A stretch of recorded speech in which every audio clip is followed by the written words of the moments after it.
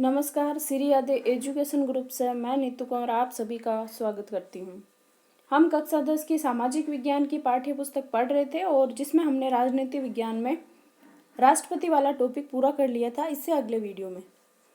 और अब हम उस उपराष्ट्रपति के बारे में पढ़ेंगे।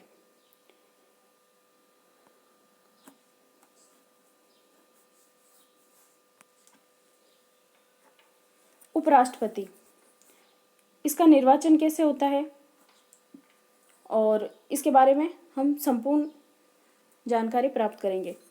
जो भारतीय संविधान का अनुच्छेद है 63,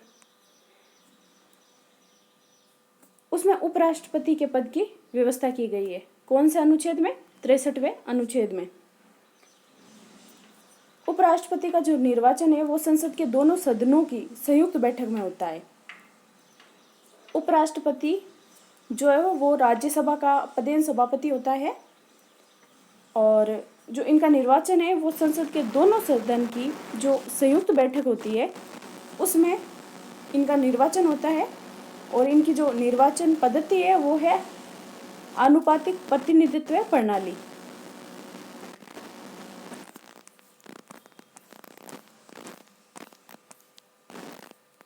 एकल संक्रमणीय मत पद्धति से तथा गुप्त मतदान प्रणाली के द्वारा होता है। तो राष्ट्रपति का चुनाव इस प्रणाली के तहत उपराष्ट्रपति का चुनाव इस प्रणाली के तहत होता है। कल राष्ट्रपति टॉपिक पढ़ा था तो राष्ट्रपति नाम आ रहा है बार बार। इस पद के उम्मीदवार में निम्नलिखित योग्यताएं होनी चाहिए। उपराष्ट्रपति पद के लिए क्या क्या योग्यताएं हैं? जैसे कि वे भारत का नागरिक हो, जो कि राष्ट्रपति के पद में भी यही योग्यताएं थी। उसकी आयु कम से कम 35 वर्ष हो। कितनी? कम से कम 35 होनी चाहिए। और उनमें वे सभी योग्यताएं पाई जाए जो संविधान द्वारा राज्यसभा के सदस्यों के लिए निश्चित की गई हो। जब हमने राष्ट्रपति टॉपिक पढ़ा था तो उसी में यही योग्यताएं थी, लेकिन उसमें जो ये राज्यसभा के सदस्यों के लिए निश्चित की गई है यहाँ पे योग्यता, वहाँ पर लोकसभा के सदस्यों के लिए, राष्ट्रपति के लिए जो योग्यता थी वो लोकसभा का जो सदस्य है उसकी जो योग्यताएं हैं वो थी। और यहाँ पर राज्यसभा का है, क्योंकि जो ये उपराष्ट्रपति है ये राज्यसभा का पदेन सभापति होता है। वैसे उपराष्ट्रपति के कार्य क्या क्या हैं? इसमें कार्य शक्तियां सब दी हुई है, तो पहले हम पढ़ लेते हैं। अब उनको हटाते कैसे हैं? उपराष्ट्रपति को ऐसे तो नहीं हटा सकते हैं, लेकिन अगर उपराष्ट्रपति संविधान का उल्लंघन करते हैं तो उनको पद से हटा सकते हैं। वैसे तो इनका कार्यकाल 5 वर्ष का होता है। उपराष्ट्रपति का कार्यकाल है जो वो 5 वर्ष का होता है, किंतु वह खुद भी स्वेच्छा से त्यागपत्र द्वारा इस अवधि से पहले ही अपना पद छोड़ सकता है। वो अपनी इच्छा से भी त्यागपत्र देके इस पद को छोड़ सकता है, अथवा उसे राज्यसभा के कुल बहुमत द्वारा पास किए गए प्रस्ताव से, जिसे लोकसभा भी स्वीकार कर ले, पदच्युत भी किया जा सकता है। अगर उनको उपराष्ट्रपति को पद से हटाना है तो जो राज्यसभा के कुल बहुमत है वहाँ पर प्रस्ताव पास हो जाए और फिर जो लोकसभा है वो भी उनको स्वीकार कर ले, तो फिर उनको पद से हटाया जा सकता है। और ऐसे प्रस्ताव की सूचना है वो 14 दिन पूर्व ही दी जानी चाहिए। तो अब उपराष्ट्रपति की क्या शक्तियां हैं और क्या कार्य हैं? वैसे तो ये उपराष्ट्रपति राज्यसभा का पदेन सभापति होता है, लेकिन अगर राष्ट्रपति का पद किसी कारणवश खाली हो तो राष्ट्रपति का पद उपराष्ट्रपति ही संभालते हैं, लेकिन अधिकतम अवधि उनकी 6 माह तक ही होती है। 6 माह के लिए ही उपराष्ट्रपति राष्ट्रपति का पद संभाल सकते हैं और इतने 6 माह तक वो राष्ट्रपति बन जाते हैं। और उस समय तक वो राज्यसभा के जो पदेन सभापति है फिर वो पद खाली करना पड़ता है और फिर वो राष्ट्रपति का पद संभालते हैं 6 महीने के लिए। अगर राष्ट्रपति किसी कारणवश राष्ट्रपति का पद खाली हो तो राष्ट्रपति की क्या शक्तियां हैं और क्या कार्य हैं? राज्यसभा का पदेन सभापति होता है। अगर कोई उपराष्ट्रपति बनता है तो वो स्वयं ही राज्यसभा का पदेन सभापति बन जाता है। उपराष्ट्रपति राज्यसभा का पदेन सभापति होता है। चूंकि वे राज्यसभा का सदस्य नहीं होता है, ये जो उपराष्ट्रपति है ये राज्यसभा के सदस्य नहीं होते हैं, राज्यसभा का सदस्य नहीं होता है, इसलिए इसे मतदान का भी अधिकार नहीं है। उपराष्ट्रपति है वो मतदान का अधिकार नहीं है उनको, परंतु यदि विषय के पक्ष और विपक्ष में बराबर मत हो तो उसे निर्णायक मत देने का अधिकार है। यानी जैसे राज्यसभा में 50% इधर और 50% इधर बराबर मत आ जाए तो फिर ऐसी स्थिति में जो उपराष्ट्रपति है उनको मत देने का अधिकार होता है। वो चाहे तो अगर इसको मत देंगे तो ये जीत जाएंगे और इसको अपना वोट देंगे तो ये जीत जाएंगे। तो उपराष्ट्रपति इस स्थिति में ही अपना वोट दे सकते हैं, बाकी स्थिति में इनको वोट देने का अधिकार नहीं है उपराष्ट्रपति को। तो और अगला क्या है उपराष्ट्रपति का कार्य, वो अभी हमने देखा ही था। राष्ट्रपति की अनुपस्थिति में वे उसके पद का कार्यभार संभालना। उपराष्ट्रपति निम्न 4 स्थितियों में राष्ट्रपति पद का कार्यभार संभालता है। एक तो जब राष्ट्रपति की मृत्यु हो जाती है तब उपराष्ट्रपति राष्ट्रपति का कार्यभार संभालते हैं, यानी कार्यवाहक राष्ट्रपति के रूप में वो अपना कार्य करते हैं। दूसरा है अगर राष्ट्रपति त्याग पत्र दे दे तो भी उपराष्ट्रपति को राष्ट्रपति का पद संभालना पड़ता है। और तीसरा है कि अगर महाभियोग के कारण राष्ट्रपति को हटा दिया जाता है, उन पर महाभियोग लगाकर, महाभियोग राष्ट्रपति को पद से हटाने के लिए लगाया जाता है और वो तभी लगाया जाता है जब राष्ट्रपति ने संविधान का उल्लंघन किया हो तब। तो इस कारण से भी वो जब राष्ट्रपति को महाभियोग की प्रक्रिया के तहत हटाया जाता है तब उपराष्ट्रपति उनका कार्यभार संभालते हैं। अन्य किसी कारण से उत्पन्न राष्ट्रपति की असमर्थता की स्थिति में, जैसे रोग या विदेश यात्रा, अगर राष्ट्रपति किसी बीमारी, उनको अगर कोई बीमारी हो जाए या वो बीमार हो जाए तो ऐसी स्थिति में उपराष्ट्रपति उनके कार्यभार संभालते हैं। और अगर राष्ट्रपति विदेश यात्रा पे जाते हैं तो भी जो उपराष्ट्रपति है वो उनका कार्य संभालते हैं। तो इस प्रकार उपराष्ट्रपति महत्वपूर्ण पद है। और अब अगला है वो है प्राइम मिनिस्टर, प्रधानमंत्री। तो प्रधानमंत्री के बारे में हम पढ़ लेते हैं। देखिए प्रधानमंत्री है ये मंत्रिपरिषद का प्रमुख होता है और जो मंत्रिपरिषद है वो राष्ट्रपति को सलाह देने के लिए या उनकी सहायता करने के लिए बनाई जाती है। तो उनका प्रधान ही होता है, हेड होता है प्रधानमंत्री। और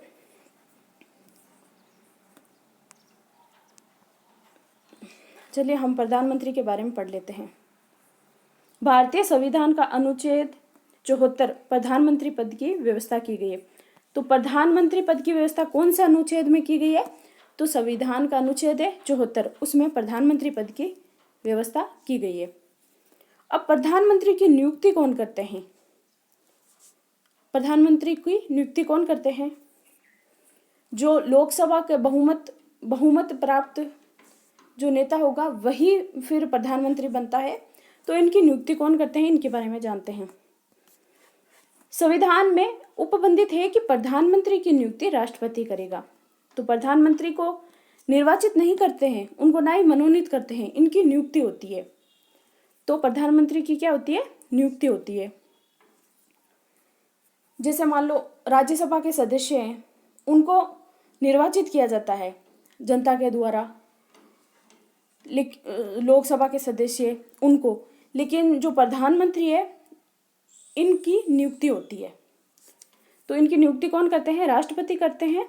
और संसदात्मक प्रणाली के मूलभूत सिद्धांत के अनुसार राष्ट्रपति लोकसभा में जो बहुमत दल के नेता को प्रधानमंत्री पद पर नियुक्त करने के लिए बाध्य हैं। जिनको सबसे ज़्यादा बहुमत प्राप्त होता है उसी नेता को जो राष्ट्रपति है वो प्रधानमंत्री पद के लिए नियुक्त करते हैं। फिर भी कुछ ऐसी परिस्थितियां हो सकती है जिनमें राष्ट्रपति प्रधानमंत्री की नियुक्ति के संबंध में विवेक का प्रयोग कर सके। यानी कुछ ऐसी भी परिस्थितियां हो सकती है जिसमें जो राष्ट्रपति है वो अपने स्वविवेक से प्रधानमंत्री को नियुक्त कर सकते हैं। अब प्रधानमंत्री के क्या कार्य हैं उनकी क्या शक्तियाँ हैं, उनके क्या अधिकार हैं, इनके बारे में जानते हैं। संसदात्मक शासन व्यवस्था के अंतर्गत प्रधानमंत्री ही संविधान भवन रूपी वर्तखंड की मुख्य शिला होता है। यानी जो कार्यपालिका है या फिर जो नाम मात्र के जैसे मंत्रिपरिषद है, तो मंत्रिपरिषद की सलाह के अनुसार ही जो राष्ट्रपति कार्य करते हैं वो सिर्फ नाम मात्र के होते हैं। बाकी जो कार्यपालिका के प्रधान होते हैं वो प्रधानमंत्री ही होते हैं। तो इनके क्या कार्य हैं? जो प्रधानमंत्री है इनका कार्य क्या है?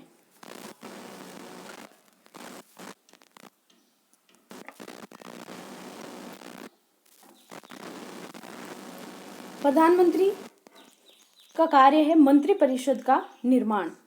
जो मंत्रिपरिषद है, देखिए ये मंत्रिपरिषद क्या है इसके बारे में थोड़ा सा जान लेते हैं। जैसे मंत्रिपरिषद, तो मंत्रिपरिषद में 3 प्रकार के मंत्री होते हैं। जैसे यहाँ पे आते हैं कैबिनेट मंत्री और राज्य मंत्री, और उसके अगले बाद आते हैं उपमंत्री। तो मंत्रिपरिषद का निर्माण करते हैं वो है प्रधानमंत्री।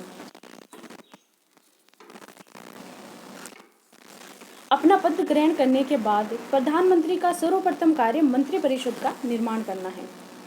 तो पहला कार्य क्या है? प्रधानमंत्री जब अपना पद ग्रहण करते हैं तो उनका पहला कार्य यही होता है कि वो मंत्रिपरिषद का निर्माण करते हैं। प्रधानमंत्री ही निर्णय करता है कि वैधानिक सीमा के अंतर्गत रहते हुए मंत्रिपरिषद में कितने मंत्री हो और कौन कौन मंत्री हो।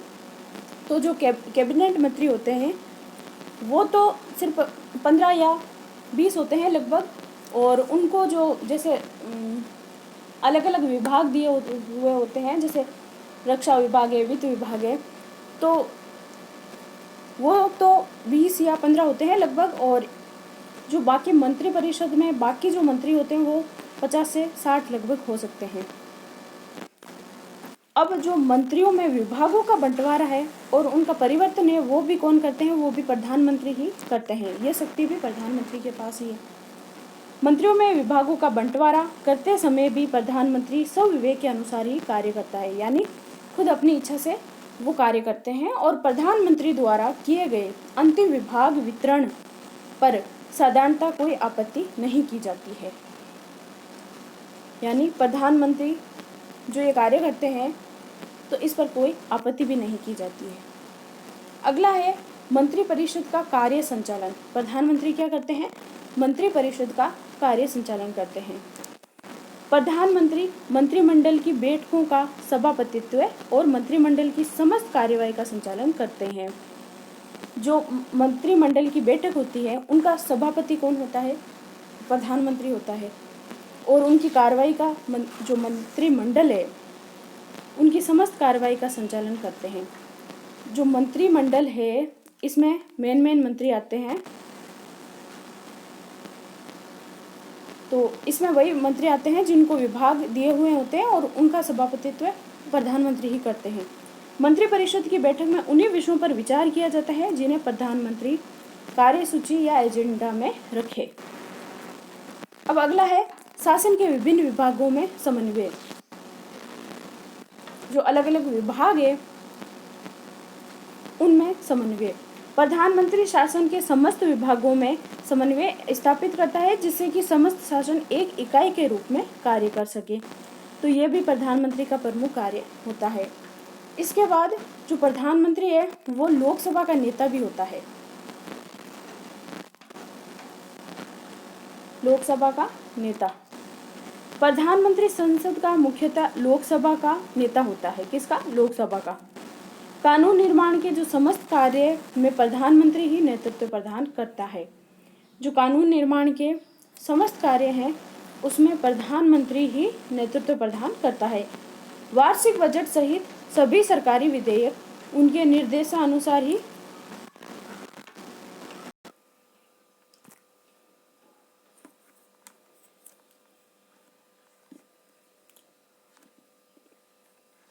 लोकसभा का नेता, जो प्रधानमंत्री है वो लोकसभा के नेता होते हैं।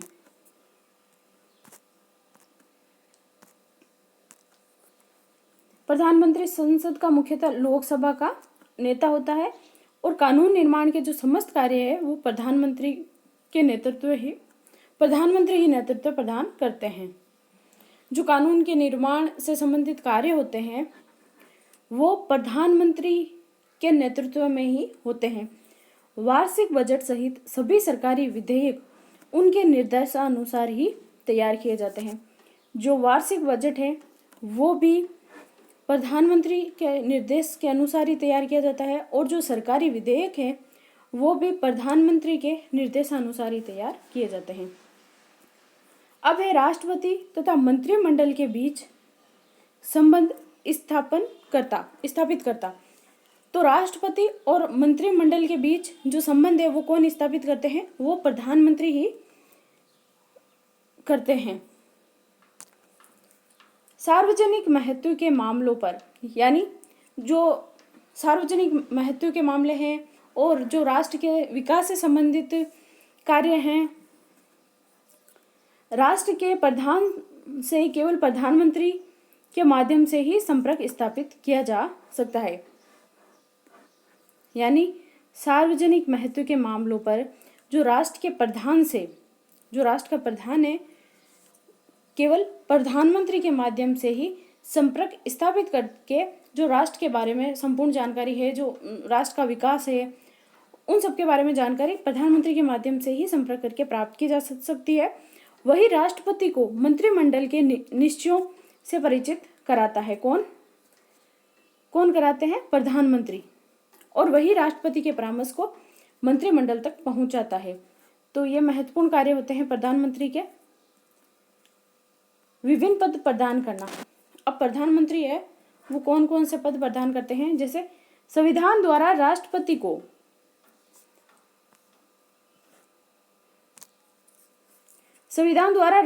जिन उच्च पदाधिकारियों की नियुक्ति का अधिकार दिया गया है, व्यवहार में उनकी नियुक्ति राष्ट्रपति स्वविवेक से नहीं बल्कि प्रधानमंत्री के परामर्श से ही करता है। यानी संविधान द्वारा राष्ट्रपति को जो उच्च पदाधिकारी होते हैं उनकी नियुक्ति का अधिकार दिया होता है। किसको? राष्ट्रपति को, संविधान के द्वारा। तो जो राष्ट्रपति है वो अपने स्वविवेक से उनकी नियुक्ति नहीं करता है, बल्कि जो प्रधानमंत्री है उनसे परामर्श लेने के बाद ही उनकी नियुक्ति करते हैं। अब जो मंत्रिपरिषद है, मंत्रिपरिषद क्या है, इसके बारे में हम संपूर्ण जानकारी प्राप्त कर लेते हैं।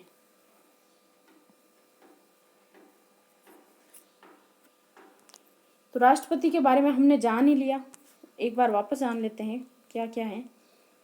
उपराष्ट्रपति के बारे में जाना हमने।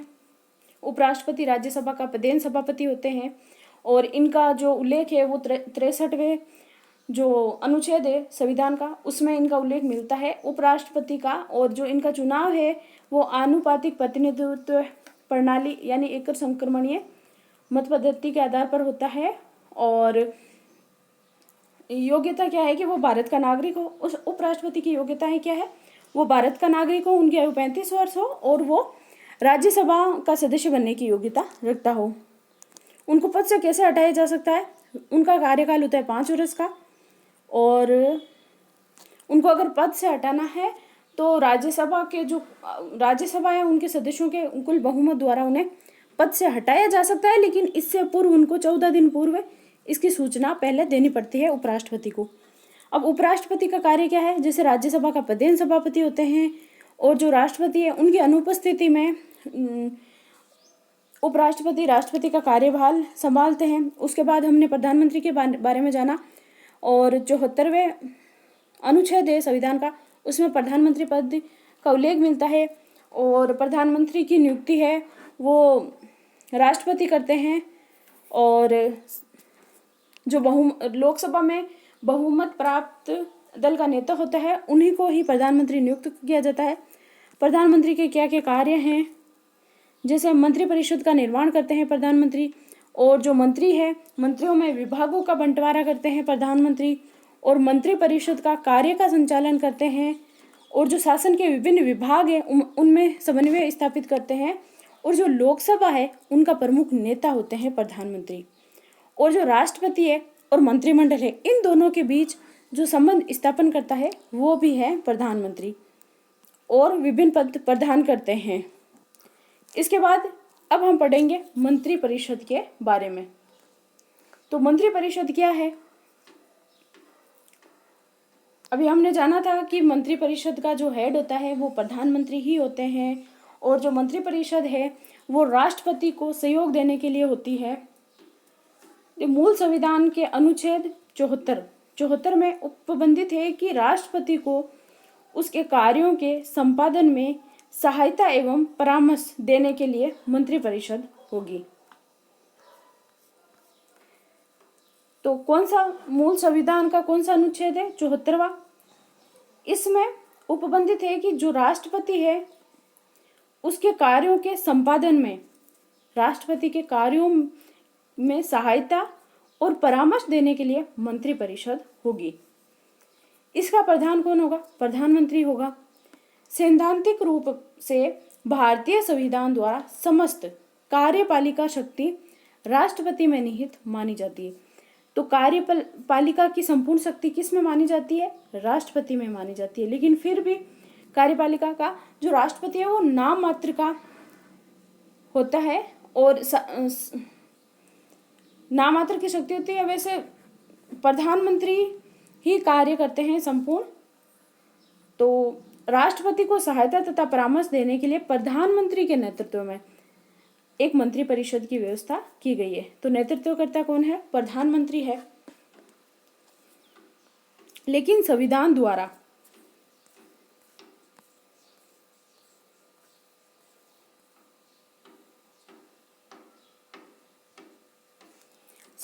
द्वारा अपनाई गई संसदात्मक शासन व्यवस्था में राष्ट्रपति एक संवैधानिक शासक मात्र है, और जो वास्तविक रूप से कार्यपालिका की समस्त जो सत्ता है, सहायता है और परामर्श देने वाली समस्त शक्तियां मंत्रिमंडल में निहित है।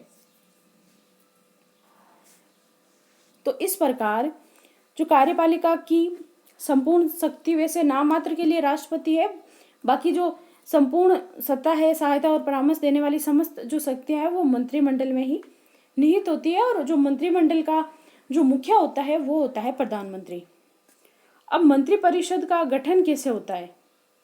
मंत्रिपरिषद का गठन कैसे होता है?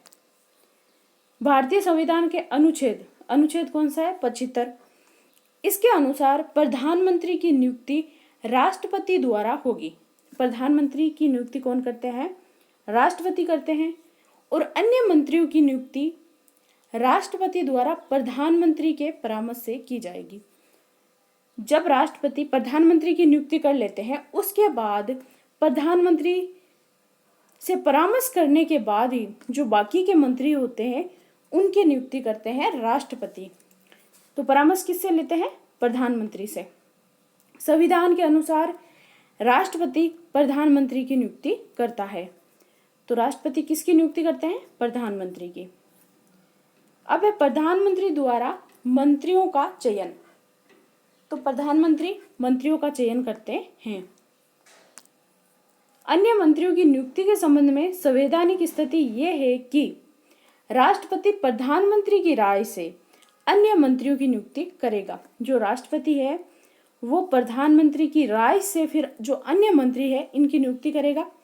लेकिन व्यवहार में राष्ट्रपति प्रधानमंत्री के परामर्श को मानने के लिए बाध्य हैं। तो फिर राष्ट्रपति है वो प्रधानमंत्री के परामर्श को मानने के लिए भी बाध्य हैं। मंत्रियों में कार्य का विभाजन। मंत्रिपरिषद के गठन के बाद प्रधानमंत्री के द्वारा इससे अधिक कठिन कार्य उनके बीच विभागों के विभाजन का किया जाता है। तो जो मंत्री को नियुक्त कर लेते हैं राष्ट्रपति प्रधानमंत्री के परामर्श के अनुसार, फिर उन मंत्रियों को कौन कौन से विभाग देने हैं, किसको वित्त विभाग देना है, किसको रक्षा विभाग देना है, किसको रेल मंत्रालय देना है, तो उनका विभाजन कौन करते हैं? वो करते हैं प्रधानमंत्री। विभागों का विभाजन वैधानिक दृष्टि से इस संबंध में प्रधानमंत्री को पूर्ण शक्ति प्राप्त है। लेकिन व्यवहार में विभागों का वितरण करते हुए प्रधानमंत्री को कई बातों का ध्यान रखना भी आवश्यक होता है। अब जो मंत्रिपरिषद में जो मंत्री हैं उनके लिए क्या क्या योग्यताएं हैं,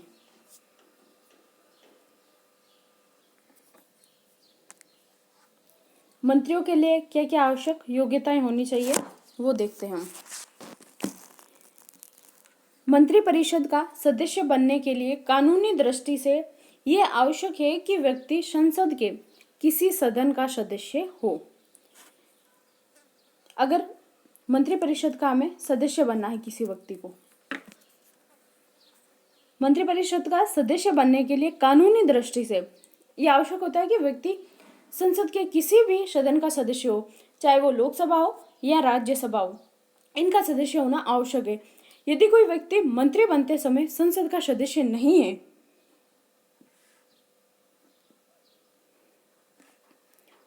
तो उसे 6 महीने के अंदर अंदर संसद का सदस्य बनना अनिवार्य है। अगर कोई व्यक्ति राज्यसभा या लोकसभा का सदस्य नहीं है तो फिर 6 महीने के अंदर उनको संसद का सदस्य बनना अनिवार्य है, तभी वो मंत्रिपरिषद का सदस्य बन पाता है। मंत्रियों द्वारा शपथ ग्रहण। पद ग्रहण करने से पूर्व प्रधानमंत्री सहित प्रत्येक मंत्री को राष्ट्रपति के सामने पद और गोपनीयता की 2 शपथ लेनी होती है। तो मंत्री जो है वो किसके सामने पद और गोपनीयता की शपथ लेते हैं, तो वो राष्ट्रपति के सामने, और वो अपना त्यागपत्र भी राष्ट्रपति को ही देते हैं। तो प्रधानमंत्री सहित जो मंत्री हैं, प्रधानमंत्री भी पद और गोपनीयता की शपथ राष्ट्रपति के सामने ही लेते हैं। अब जो मंत्रिपरिषद है इनका कार्यकाल कितना है? वैसे तो मंत्रिपरिषद अगर किसी एक मंत्री को अविश्वास प्रस्ताव अगर पास हो जाए तो फिर पूरी ही मंत्रिपरिषद भंग हो जाती है। तो वैसे मंत्रिपरिषद का कार्यकाल 5 वर्ष का होता है। मंत्रिपरिषद के कार्यकाल के बारे में हम जान लेते हैं। मंत्रिपरिषद का कार्यकाल निश्चित नहीं होता है। 5 वर्ष तो जो लोकसभा के कार्यकाल है सामान्यतः वो होते हैं। तो मंत्रिपरिषद का कार्यकाल निश्चित नहीं होता है। मंत्रिपरिषद तभी तक अपने पद पर रहती है जब तक कि उसे संसद का विश्वास प्राप्त हो। अगर संसद का अविश्वास प्रस्ताव प्राप्त हो जाए उनको अविश्वास प्रस्ताव, तो फिर पूरी ही मंत्रिपरिषद भंग हो जाती है। मंत्रिपरिषद अधिक से अधिक लोकसभा के कार्यकाल तक, जो कि सामान्यतः कितना है 5 वर्ष तक होता है, अपने पद पर बनी रहती है। लोकसभा का कार्यकाल तक अपने पद पर बनी रहती है कौन? मंत्रिपरिषद। अब मंत्रियों के वेतन तथा भत्ते क्या क्या है? जैसे मान लो राष्ट्रपति है तो वर्तमान में राष्ट्रपति का वेतन है 5 लाख, और उपराष्ट्रपति है उनका शायद लगभग कंफर्म नहीं है 4 लाख है शायद। और अब मंत्री है उनके वेतन और भत्ते कितने हैं? मंत्रियों के, जो मंत्रिमंडल के मंत्रिपरिषद के जो मंत्री होते हैं उनके वेतन और भत्ते क्या है? जैसे प्रधानमंत्री है, कैबिनेट है के सदस्यों, राज्य मंत्रियों तथा उप मंत्रियों। मंत्रिपरिषद में कितने प्रकार के मंत्री आते हैं? 3 प्रकार के मंत्री आते हैं। जैसे कैबिनेट मंत्री आते हैं जो सबसे महत्वपूर्ण होते हैं और इनको विभाग दिए हुए होते हैं। उसके बाद राज्य मंत्री आते हैं और उससे आगे आते हैं उप मंत्री। तो इस प्रकार से 3 मंत्री होते हैं। मंत्रिपरिषद में 3 प्रकार के मंत्री होते हैं। तो राज्य मंत्रियों तथा उप मंत्रियों को मासिक वेतन तथा निर्धारित मासिक भत्ते दिए जाने का प्रावधान है, जिसका निर्धारण समय समय पर संसद द्वारा किया जाता है। इनको जो मासिक भत्ते हैं इनका जो निर्धारण है वो समय समय पर किसके द्वारा निर्धारित किए जाते हैं? संसद के द्वारा। इसके अतिरिक्त इन सभी को निःशुल्क निवास स्थान, वाहन तथा अन्य सुविधाएं भी प्राप्त होती है। इनको मासिक वेतन और भत्ते तो मिलते ही हैं, इनके साथ साथ इनको निःशुल्क निवास स्थान भी मिलता है रहने के लिए, और इनको वाहन भी मिलते हैं, और बाकी अन्य सुविधाएं भी मंत्रियों को दी जाती है संसद के द्वारा।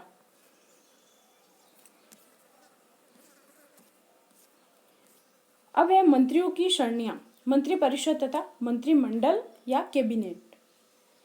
तो जो मंत्रिमंडल है, मंत्रिपरिषद के अंदर ही मंत्रिमंडल होता है, लेकिन मंत्रिमंडल उसमें महत्वपूर्ण मंत्री आते हैं जैसे 10 या 15, और जो मंत्रिपरिषद है इसमें 70-80 के लगभग मंत्री आते हैं। और ये जो मंत्रिपरिषद है, मंत्रिमंडल, ये प्रधानमंत्री इनसे सलाह मशवरा करते हैं। और इसी के अंदर आती है किचन कैबिनेट, उसमें भी प्रधानमंत्री के जो मेन होते हैं मंत्री और उनके परिवार के, वो फिर घर पर ही किसी भी कार्य पर सलाह मशवरा करते हैं, तो फिर उसे किचन कैबिनेट के अंतर्गत आता है। अब मंत्रियों की 3 श्रेणियां होती है। कितनी? 3। मंत्रिपरिषद में मंत्रियों की 3 श्रेणियां होती है। मंत्रिमंडल या कैबिनेट के सदस्य, राज्य मंत्री या उपमंत्री। प्रथम श्रेणी के मंत्री कैबिनेट सदस्य होते हैं। जो प्रथम श्रेणी के होते हैं वो कौन से होते हैं? वो होते हैं कैबिनेट सदस्य, जो कि भारत की संसदात्मक व्यवस्था में प्रशासन की सर्वोच्च इकाई है।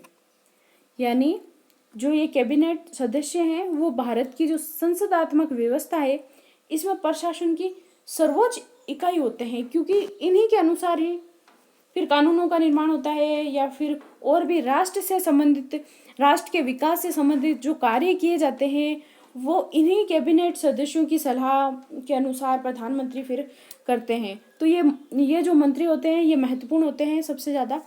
कैबिनेट के सदस्य एक या अधिक विभागों के प्रधान होते हैं। ये एक या अधिक विभागों के भी प्रधान हो सकते हैं। दूसरी श्रेणी में राज्य मंत्री आते हैं। कौन से आते हैं? राज्य मंत्री, जिनकी स्थिति पूर्व मंत्री तथा उपमंत्री के बीच की होती है।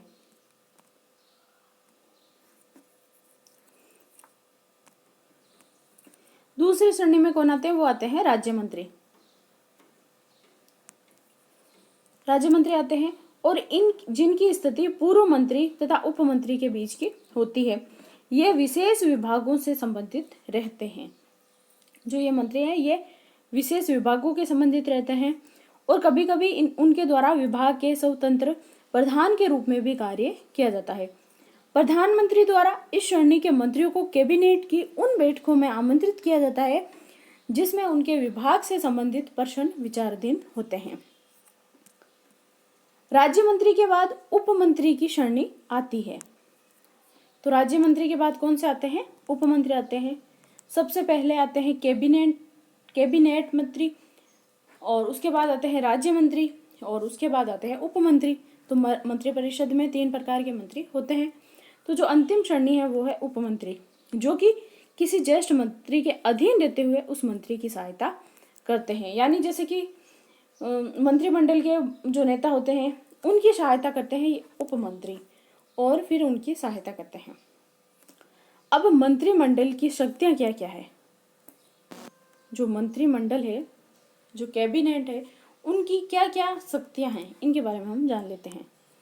संविधान का अनुच्छेद 74, इसमें कहा गया है कि मंत्रिपरिषद राष्ट्रपति को उसके कार्यों के संपादन में सहायता और परामर्श देगी। तो ये जो मंत्रिपरिषद है ये किस लिए बनाई गई है? ताकि ये राष्ट्रपति को उनके कार्यों में सहायता और परामर्श दे सके। किंतु ये परंपरागत शब्दावली है, और यहाँ जहाँ तक व्यवहार का संबंध है, मंत्रिमंडल भारतीय शासन व्यवस्था की सर्वोच्च इकाई है। तो भारतीय शासन व्यवस्था की सर्वोच्च इकाई कौन सी है? मंत्रिमंडल है। यहाँ पे मंत्रिपरिषद नहीं लिखा है, मंत्रिमंडल लिखा है।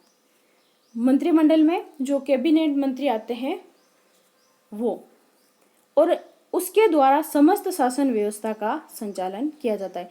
तो सर्वोच्च इकाई मंत्रिमंडल को ही माना जाता है। वास्तव में राष्ट्रपति की समस्त शक्तियों का उपयोग मंत्रिमंडल द्वारा किया जाता है, और इसे ही भारतीय शासन व्यवस्था का हृदय कहा जाता है। तो ये सबसे इम्पोर्टेंट लाइन है कि भारतीय शासन व्यवस्था का हृदय किसे कहा जाता है? तो जो ये मंत्रिमंडल है इसी को कहा जाता है। वैसे तो सर्वोच्च पद राष्ट्रपति का होता है, लेकिन जो शासन व्यवस्था है उनमें सर्वोच्च मान लो इन्हीं को माना जाता है, मंत्रिमंडल को, क्योंकि मंत्रिमंडल ही है जो हमारे राष्ट्र के विकास से संबंधित कार्य करती है। विकास, राष्ट्र का विकास कैसे हो इस संबंध में वो राष्ट्रपति को परामर्श देती है। फिर राष्ट्रपति उन्हीं के अनुसार कानून बनाते हैं और उन्हीं के अनुसार कार्य करते हैं।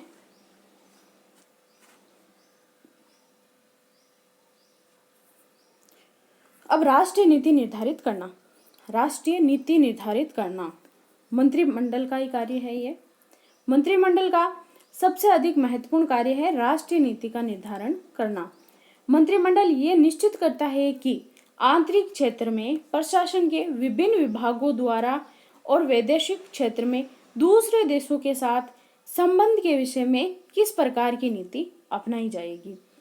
तो ये मंत्रिमंडल ही निश्चित करता है कि आंतरिक क्षेत्र में प्रशासन में और जो विभिन्न विभाग हैं उनके द्वारा जो वैदेशिक क्षेत्र में जो दूसरे देशों के साथ संबंध के विषय में भी किस प्रकार की नीति अपनाई जानी चाहिए, ये मंत्रिमंडल ही निर्धारित करते हैं।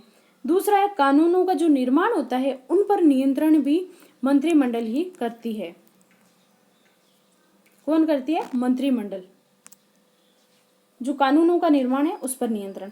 संसदात्मक व्यवस्था होने के कारण मंत्रिमंडल का कार्य क्षेत्र नीति निर्धारण तक ही सीमित नहीं है, बल्कि इनके द्वारा कानून निर्माण के कार्य का भी नेतृत्व किया जाता है। इनके द्वारा कानून निर्माण के कार्य का भी नेतृत्व किया जाता है।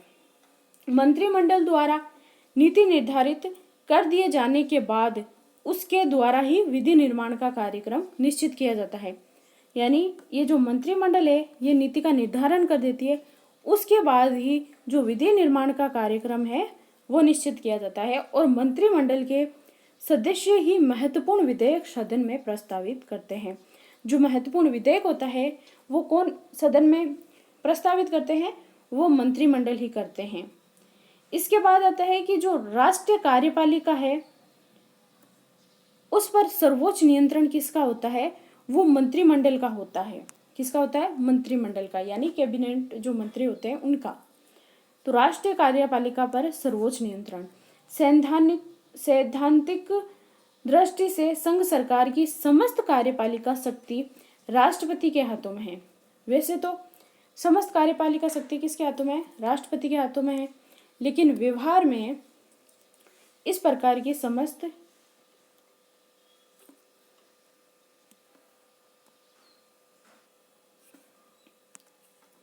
सैद्धांतिक दृष्टि से संघ सरकार की जो समस्त कार्यपालिका शक्ति है वो राष्ट्रपति के हाथों में है, लेकिन व्यवहार में इस प्रकार की जो समस्त शक्तियां हैं कार्यपालिका शक्ति, इनका प्रयोग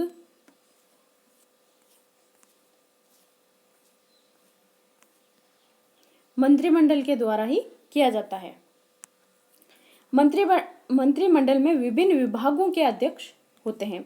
जो ये मंत्रिमंडल है इनमें विभिन्न विभागों के अध्यक्ष होते हैं और वह अपने विभागों का संचालन करते हैं और उनके कार्यों की देखभाल करते हैं। इसके बाद जो वित्तीय कार्य हैं वो मंत्रिमंडल के वित्तीय कार्य पर भी अधिकार होता है। देश की जो आर्थिक स्थिति है, देश की आर्थिक नीति निर्धारित करने का उत्तरदायित्व मंत्रिपरिषद का होता है। किसका होता है? मंत्रिपरिषद का। इस हेतु उनके द्वारा प्रत्येक वर्ष संसद के सम्मुख देश के संभावित आय व्यय का ब्यौरा बजट प्रस्तुत किया जाता है। बजट मंत्रिमंडल द्वारा निर्धारित नीति के आधार पर ही वित्त मंत्री तैयार करता है। अब जो बजट तैयार होता है उसमें भी ये मंत्रिमंडल है इनका नियंत्रण होता है, क्योंकि इनके निर्धारित या नीति के आधार पर ही जो वित्त मंत्री है वो बजट तैयार करते हैं। तो इस पर भी वित्त, हमारी जो आर्थिक नीति है उस पर भी मंत्रिमंडल का ही अधिकार होता है और वही उसे लोकसभा में प्रस्तुत करता है। तो लोकसभा में जो वित्त विधेयक है वो लोकसभा में ही प्रस्तुत किए जाते हैं और अन्य समस्त धन विधेयकों को भी मंत्रिमंडल ही लोकसभा में प्रस्तुत करता है। तो ये भी इनकी एक महत्वपूर्ण शक्ति या कार्य है मंत्रिमंडल का। अब है जो वैदेशिक मामले हैं उनके संबंधों का संचालन भी कौन करता है? मंत्रिमंडल ही करते हैं। भारत के वैदेशिक संबंधों का संचालन मंत्रिमंडल के द्वारा ही किया जाता है। किसके द्वारा? मंत्रिमंडल। इसके द्वारा युद्ध तथा शांति संबंधी घोषणाएं की जाती है, युद्ध और शांति संबंधी। और इस बात का निर्णय किया जाता है कि दूसरे देशों के साथ किस प्रकार के संबंध स्थापित किए जाएं। तो इस प्रकार जो विदेश से संबंधित मामले होते हैं और दूसरे देशों के साथ कैसे हमें संबंध रखने हैं, इन पर भी जो मंत्रिमंडल है वो राय देती है। इसके बाद आता है नियुक्ति संबंधी कार्य।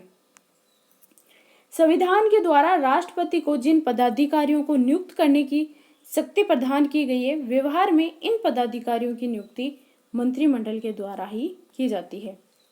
यानी संविधान में राष्ट्रपति जिन पदाधिकारियों को नियुक्त करते हैं, तो व्यवहार में उन पदाधिकारियों की जो नियुक्ति है वो मंत्रिमंडल के द्वारा ही की जाती है। भारत में कार्यपालिका की शक्तियों को नियंत्रित करने का कार्य विपक्ष के द्वारा किया जाता है। विपक्ष सत्ता पक्ष को नियंत्रित करने एवं शासन व्यवस्था को संविधान के अनुसार संचालित करने के लिए निम्नलिखित शासकों द्वारा सरकार को प्रभावित एवं नियंत्रित करता है। तो जो कार्यपालिका शक्तियां उनको विपक्ष के द्वारा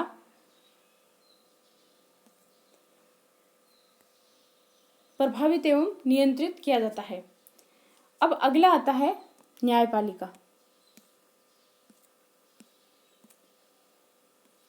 तो न्यायपालिका के बारे में हम पढ़ लें। आज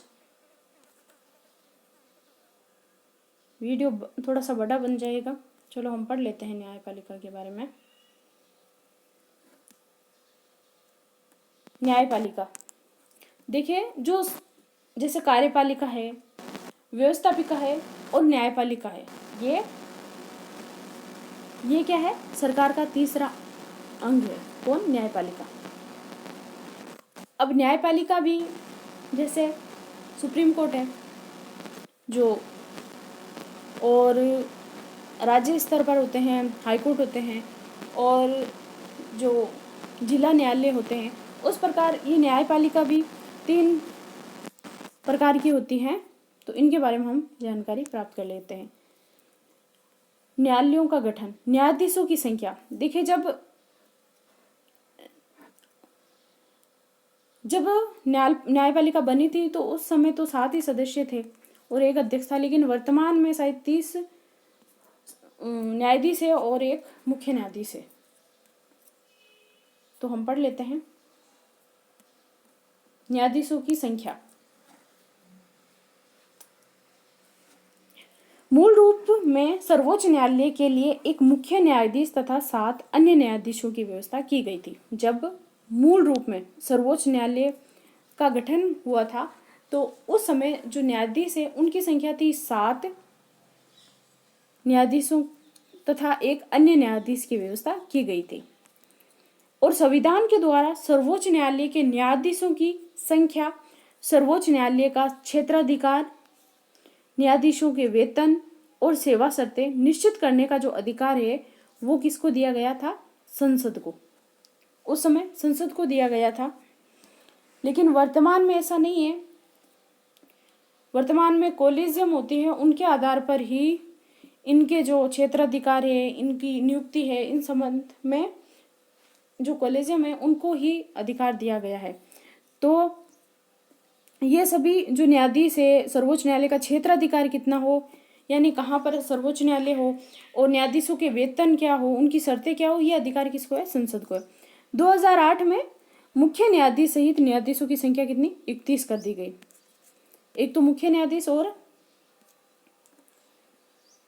30 अन्य न्यायाधीश, तो 21 हो गए टोटल।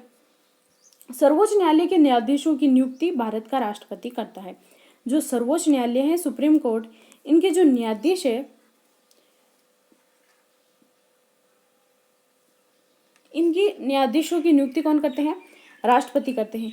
भारत के प्रमुख न्यायाधीश की नियुक्ति के संबंध में राष्ट्रपति सर्वोच्च न्यायालय अथवा उच्च न्यायालयों के ऐसे अन्य न्यायाधीशों से परामर्श लेता है। यानी जो भारत के प्रमुख न्यायाधीश है, जैसे सुप्रीम कोर्ट के न्यायाधीश है, उनकी नियुक्ति के संबंध में जो राष्ट्रपति है वो सर्वोच्च न्यायालय अथवा उच्च न्यायालय हैं, उनके जो अन्य न्यायाधीश है उनसे परामर्श लेता है, जिनसे वे इस संबंध में परामर्श लेना आवश्यक समझता है। वर्तमान में सर्वोच्च न्यायालय व उच्च न्यायालय में न्यायाधीशों की नियुक्ति कॉलेजियम व्यवस्था से की जाती है। वर्तमान में जो सर्वोच्च न्यायालय हैं और उच्च न्यायालय हैं, उनमें न्यायाधीशों की जो नियुक्ति है वो कॉलेजियम व्यवस्था से की जाती है, जिसके अनुसार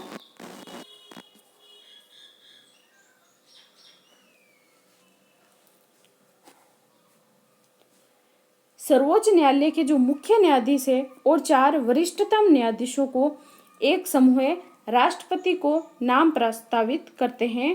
वे राष्ट्रपति इन्हीं नामों में से न्यायाधीशों की नियुक्ति करता है। तो इस प्रकार न्यायाधीशों की नियुक्ति कौन करते हैं? राष्ट्रपति करते हैं। अब जो न्यायाधीश है उनकी क्या क्या योग्यताएं होनी चाहिए? न्यायाधीशों की योग्यताएं। सर्वोच्च न्यायालय के न्यायाधीशों में निम्नलिखित योग्यताओं का होना आवश्यक है। प्रथम है वे भारत का नागरिक हो। द्वितीय है कि वे किसी उच्च न्यायालय में, यहाँ पे लिखा है उच्च न्यायालय अथवा 2 या 2 से अधिक न्यायालयों में लगातार या कम से कम 5 वर्ष तक न्यायाधीश के रूप में कार्य कर चुके हों।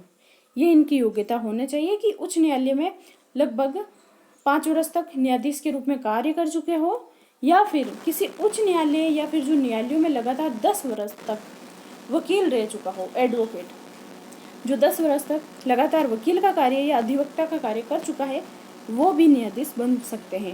राष्ट्रपति की दृष्टि में कानून का उच्च कोटि का ज्ञाता हो, यानी जो कानून का ज्ञाता हो वो राष्ट्रपति, वो न्यायाधीश बन सकते हैं। अब है कार्यपालिका तथा महाभियोग।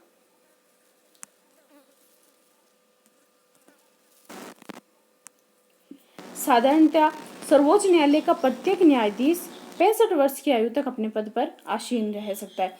ऐसा नहीं है कि 5 वर्ष की अवधि हो, या फिर ऐसा नहीं है, उनकी है जो अधिकतम अवधि है वो 65 वर्ष की आयु अगर पूरी कर लेते हैं कोई न्यायाधीश, तो फिर वो अपने पद से उनको हटना पड़ता है। इस अवस्था के पूर्व वह स्वयं त्यागपत्र दे सकता है, तो इससे पूर्व भी वो खुद त्यागपत्र दे सकते हैं। सिद्ध कदाचार अथवा असमर्थता के कारण संसद के द्वारा न्यायाधीशों को उसके पद से हटाया जा सकता है।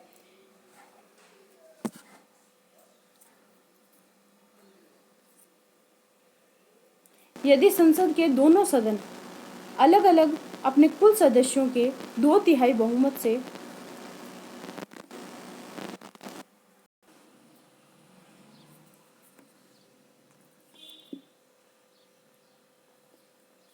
कार्यपालिका तथा महाभियोग। साधारणतः जो सर्वोच्च न्यायालय है उनका प्रत्येक न्यायाधीश 65 वर्ष की आयु तक अपने पद पर आसीन रह सकता है। इस अवस्था से पूर्व वे स्वयं त्यागपत्र भी दे सकता है। कौन? जो सर्वोच्च न्यायालय के न्यायाधीश होते हैं वो। सिद्ध कदाचार अथवा असमर्थता के आधार पर ही संसद के द्वारा न्यायाधीश को उनके पद से हटाया जा सकता है।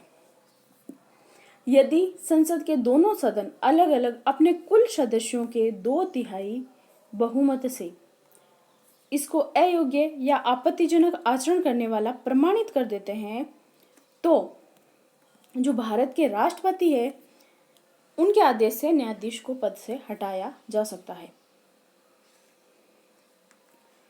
तो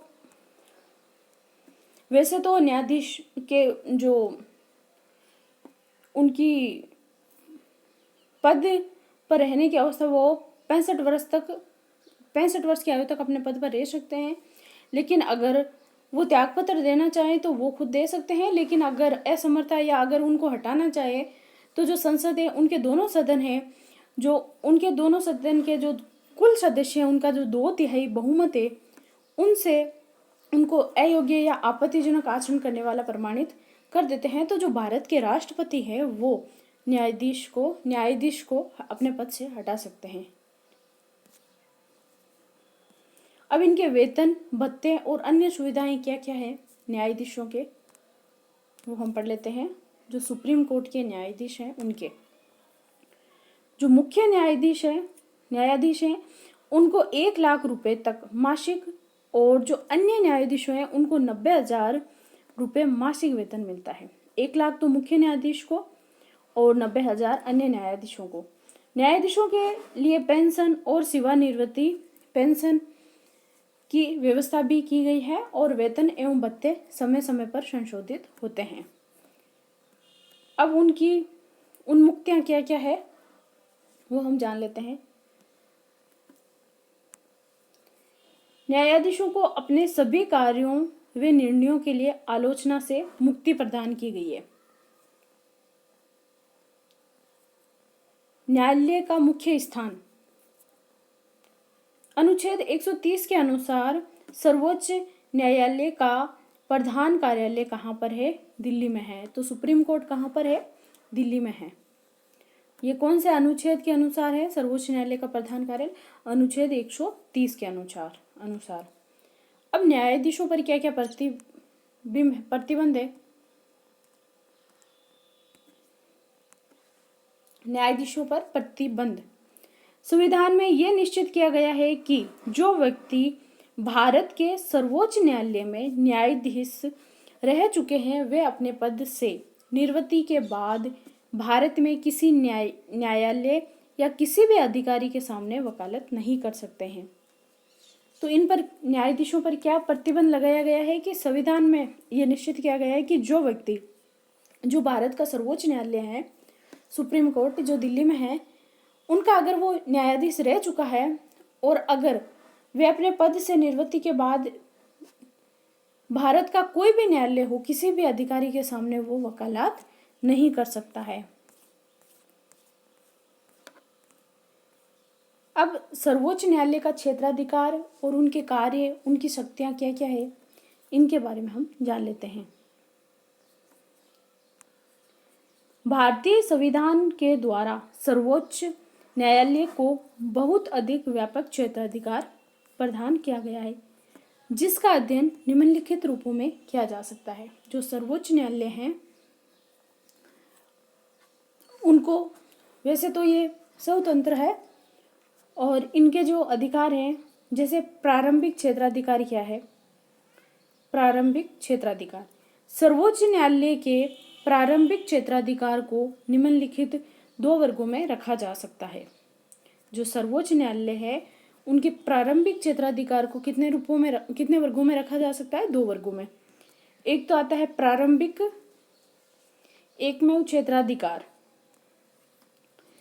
प्रारंभिक एकमेव क्षेत्राधिकार का आशय उन विवादों से है जिनकी सुनवाई केवल भारत के सर्वोच्च न्यायालय द्वारा ही की जा सकती है। यानी ऐसे मामले आते हैं जिनकी सुनवाई सिर्फ और सिर्फ सर्वोच्च न्यायालय ही कर सकते हैं, उच्च न्यायालय नहीं कर सकते हैं। सर्वोच्च न्यायालय के प्रारंभिक यानी एक में क्षेत्राधिकार के अंतर्गत निम्न विषय आते हैं। कौन कौन से विषय आते हैं? ऐसे कौन से विषय हैं जिन पर सिर्फ सर्वोच्च न्यायालय ही निर्णय कर सकता है, बाकी जो छोटे न्यायालय हैं या उच्च न्यायालय है, हाईकोर्ट है, वो नहीं कर सकते निर्णय। जैसे भारत सरकार तथा एक या एक से अधिक राज्यों के बीच विवाद हो जाए, अगर भारत सरकार या फिर एक राज्य या अधिक राज्यों के बीच में अगर विवाद हो जाता है तो इसका निपटारा कौन करेंगे? सर्वोच्च न्यायालय करेगा। भारत सरकार संघ का कोई राज्य या राज्यों तथा एक या अधिक राज्यों के बीच विवाद, यानी भारत सरकार या संघ का कोई भी राज्य या राज्यों तथा एक से अधिक राज्यों के बीच विवाद हो जाए तो कौन सुलझाएगा? वो सुप्रीम कोर्ट।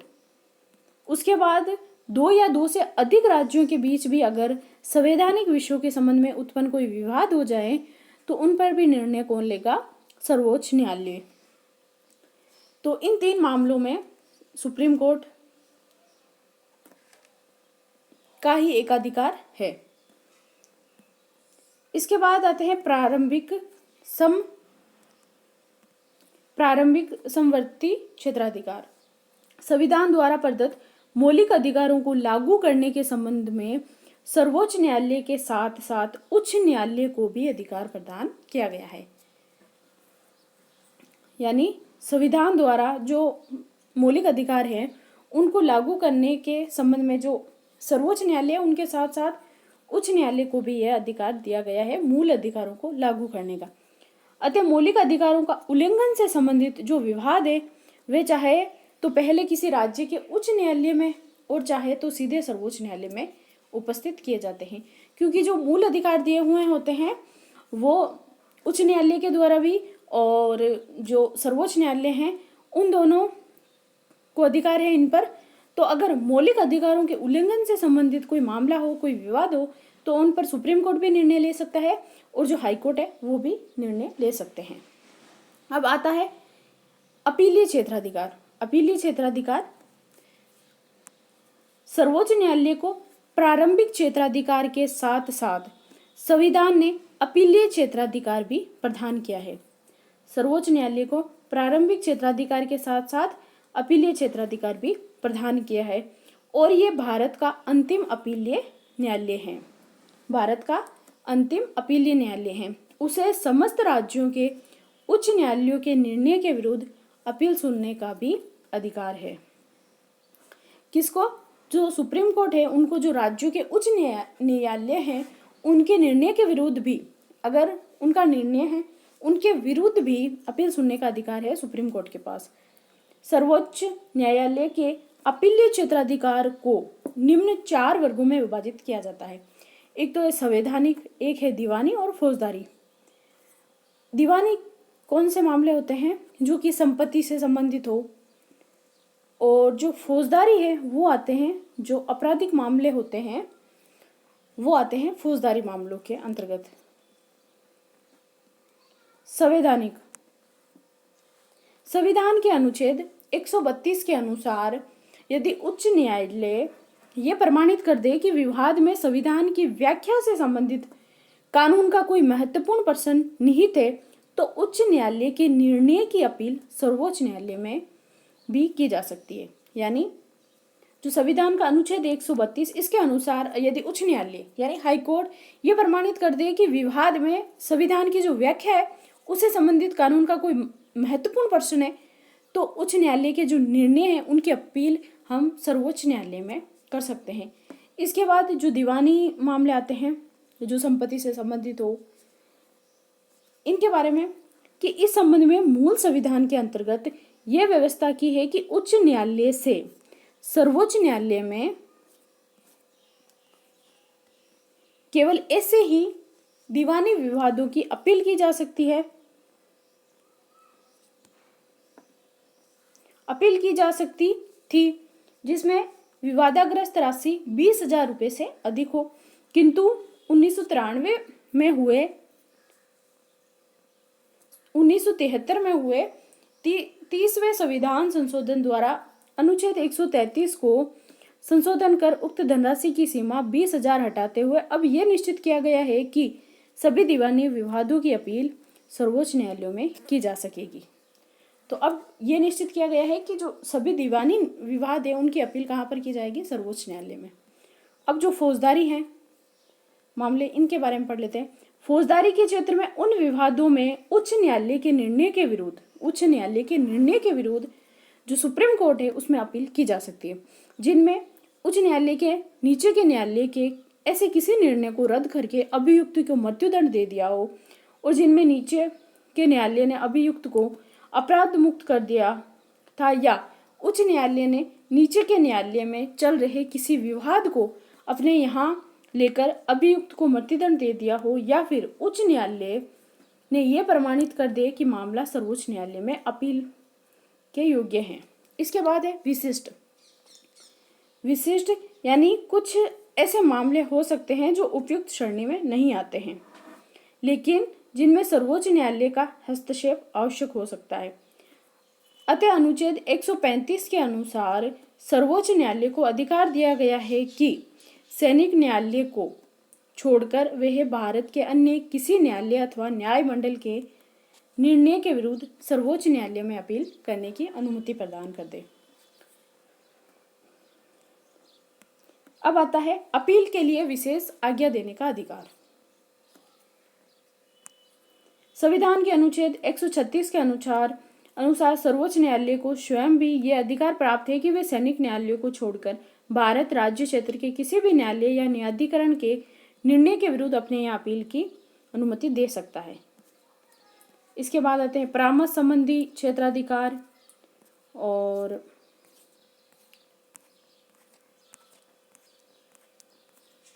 मौलिक अधिकार आते हैं संविधान का।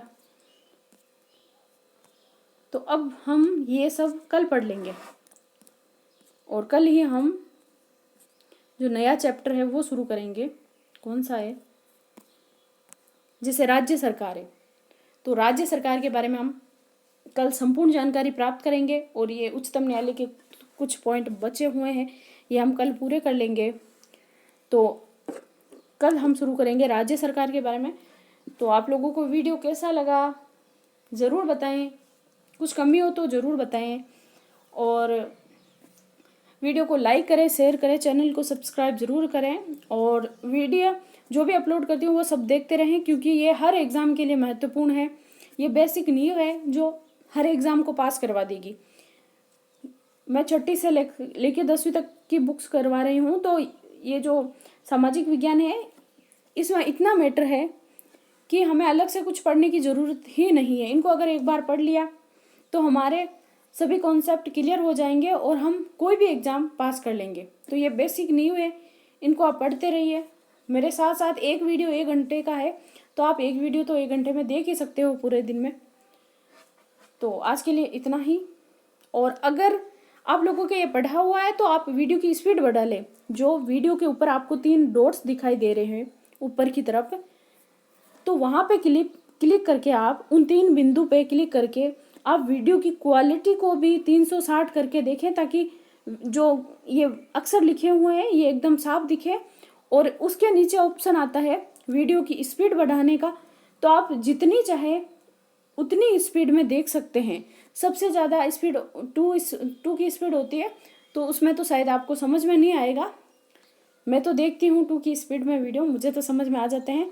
तो आप जितनी चाहे उतनी स्पीड बढ़ा के देख सकते हो, अगर आपके पास टाइम की कमी हो तो। और अगर आपका ये सब कुछ पढ़ा हुआ हो तो रिवीजन के हिसाब से आप देख सकते हो स्पीड बढ़ा के। तो हम राज्य सरकार करेंगे और ये राजनीति के पार्ट पूरे होते ही हम अगला सब्जेक्ट कर लेंगे। और अगर आपको कुछ अलग पढ़ना है तो वो भी बताएं, अलग तरीके से पढ़ना है तो वो भी बताएं। तो चलिए आज के लिए इतना ही। जय हिंद, जय भारत।